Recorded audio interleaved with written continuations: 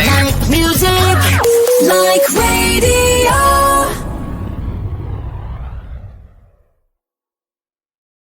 We've got Marvin and JB with us. Hi, you guys. Hey, Here we are then. Mikey. So, JLS, you've been away for a little while.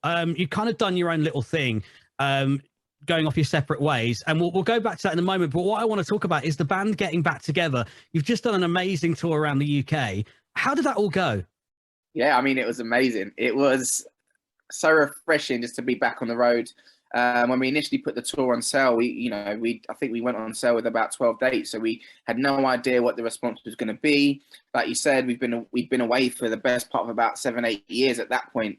So we just honestly had no idea how people would react. And of course, we I think initially put 12 dates on sale, and we more than doubled that. I think we ended up with 29 shows in the end, which was just phenomenal. And it was great, for most of us, it's the first time that we've been around the country on a tour like that, since 2013, and just been able to see some of those fans who have been supporting us with our individual bits, but obviously since, the very, very beginning, it was nice to kind of be able to see them and not quite have the normal tour experience of meeting them and hanging out with them, but of course, being able to meet some of them and be able to perform to them was amazing.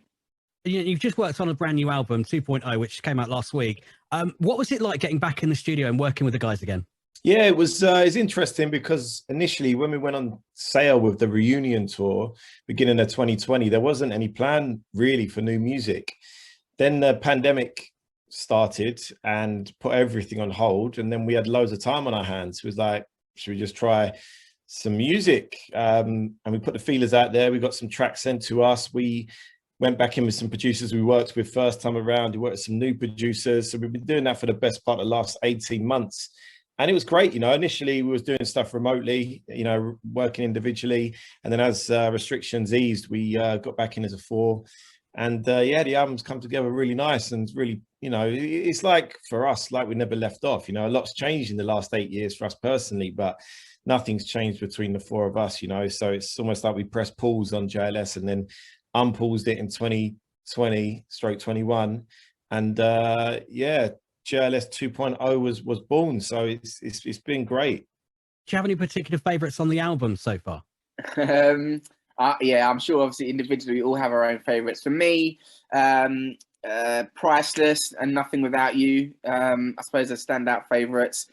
Priceless we actually wrote with Decoy Music, Dom and Danny Shah, and both of them, very, very young, relatively new to the industry, and kind of their success that they've had individually, we've been able to watch at a distance, not being involved in the industry. So be able to collaborate with those guys and come up with something fresh for 2021, kind of getting their stare on how they saw JLS and also kind of using art influences was great. And same with Nothing Without You, again, another a collaboration with producers that we'd not worked with previously. But yeah, it's definitely got that R&B feel to it, and it's definitely a jam for me in my house.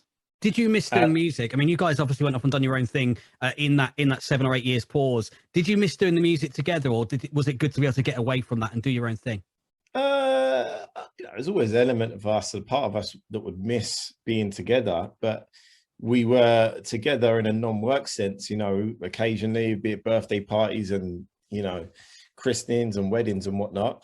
But yeah, no, of course we missed it, and it was nice I personally hadn't sung for 8 years.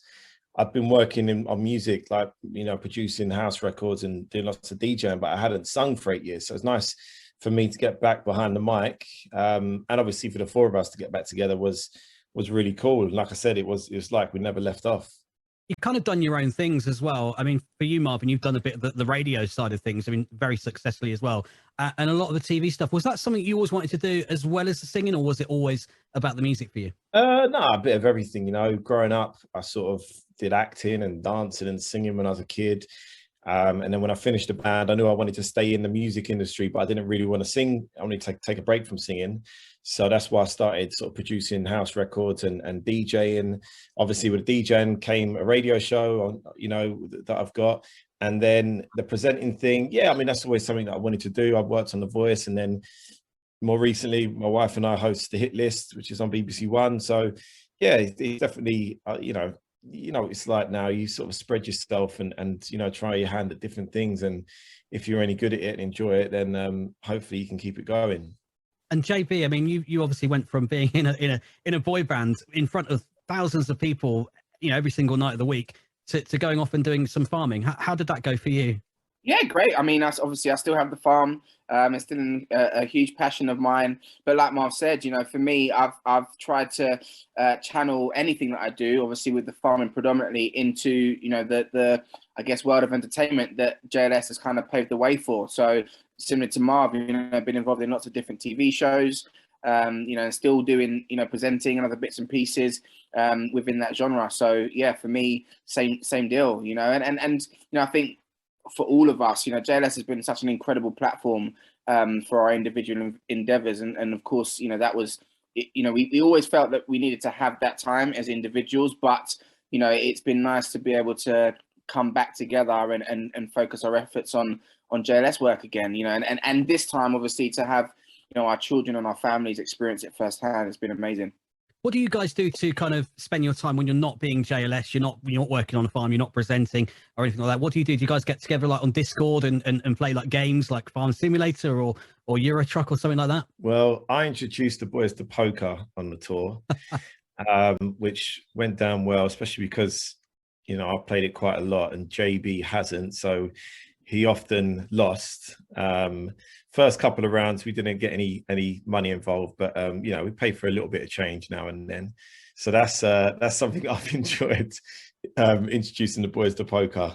Brilliant stuff. Now that the new album's at 2.0, you've just literally finished a tour. Are there plans to tour the new album? Is that in the works? Well, I mean, one step at a time. As you say, we've literally just finished this tour.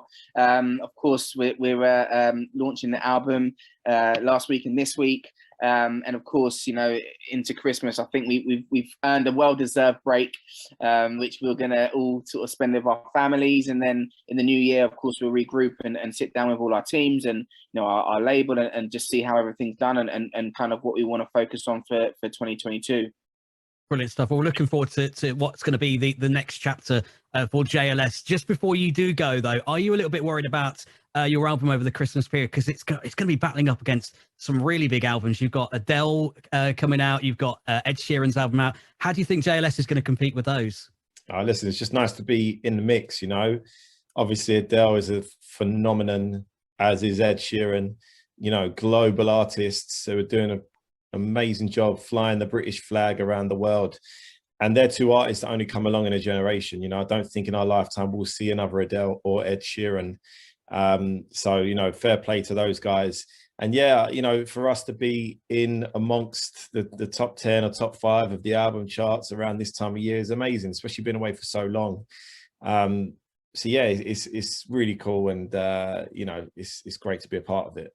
Brilliant stuff, guys. Thank you very, very much for joining me. Sorry that we have run out of time today, but thank you very much for coming on. No worries. Thanks for having us. Cheers, Mikey. Like radio. Like radio.